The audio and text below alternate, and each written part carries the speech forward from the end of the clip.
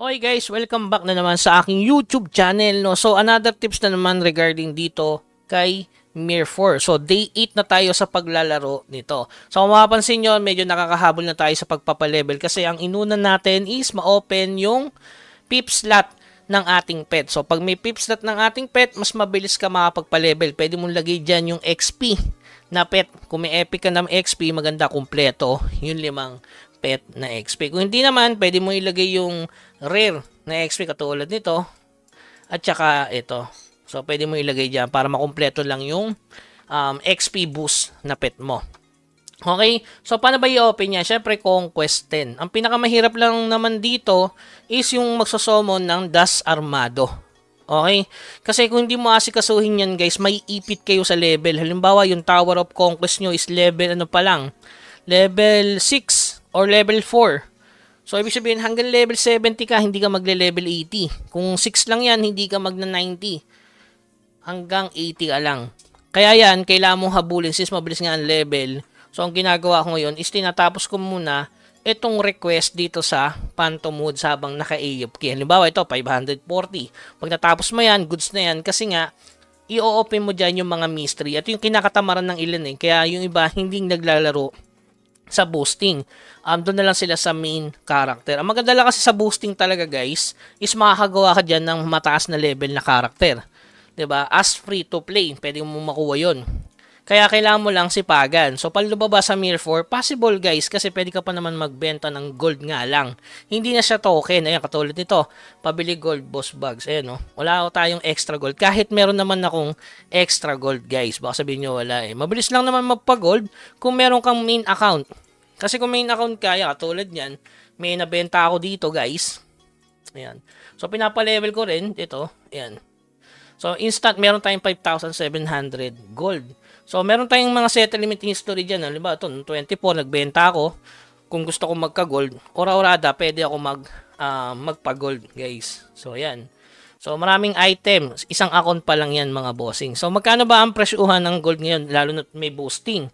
So, possible na 1:4. So, dahil to nakabenta ngayon lang, ayan, 826, yung dati kong weapon, 5.7. So, papalo din to ng mga 1.5, mga bossing. So, ganun sa Mir 4. So, lahat naman ng game, guys, kahit anong online games yan, uso naman talaga yung mga ganon. So, may mga bumibili para lumangas agad. Kesa dun sa bumili sa ano. So, yun nga lang, medyo delikado yun mga bossing. Okay? So, ano ba yung another tips natin? Yung regarding doon sa ipapalit. So, maganda. Marami nag-ask regarding dito. So, pinalitan ko na. Yun yung makukuha nyo talaga guys. Yan, 200 Dragon Materials, 200 Dragon Material Selection Chest. So, ito, may picture tayo. Ayan. Yan yung nakuha ko. Solid naman. Nakapag-open tayo ng mga mission dito. Tsaka yung nakakuha tayo ng epic na skill. So, yun lang. Nakakatamad lang dahil hindi tayo nakakuha ng legend. Pero nadagdagan yung pet natin na pang PvP. Which is itong peacock. Maganda yan mga bossing. Sa early sa early. Maganda yan pang kombohan. Baratan, peacock, tapos Xiao, tapos ito. Xiao kasi pang yan, sabi ko nga sa inyo, pang unlimited mana. Kung may other epic pa, mas goods. Lalo na kung ito makuha mo, o kaya ito. Pwede rin ito para mas makunat. Kasi nakakunat set tayo mga bossing. So regarding naman sa mga bago, bakit na plus 7 to? So ginamitan natin yan ito. Kailangan nyo muna i-plus 4. Saka nyo ipa-plus, gagamitan ito. Kasi kung plus 5 yan, tapos ginamitan nyo yung ganito, possible na pwedeng mabasag yan mga boss. Nasa danger zone siya. Compare dun sa plus 4, pwede siyang maging plus 8. So, tsambahan lang din yun guys. Masakit nga lang yan sa Dark Steel. So, ayun. Tapusin nyo lang. Tips ko lang ay tapusin nyo yung yung mga ganito. O kaya, sa Conquest muna kayo mag-focus kasi ito yung magpipigil sa inyo sa pagpapalevel. So, wala kayong magagawa talagang. Kailangan nyo i-upgrade yan. So, madali naman yung mga prerequisite niya. Nasa YouTube naman, pwede mong panoorin kung nahihirapan ka sa mga quest. So, ito, 110. Kailangan natin ma-open agad kasi napansin ko, napakabilis magpa-level. 72. AFK pa lang yan, guys, ha.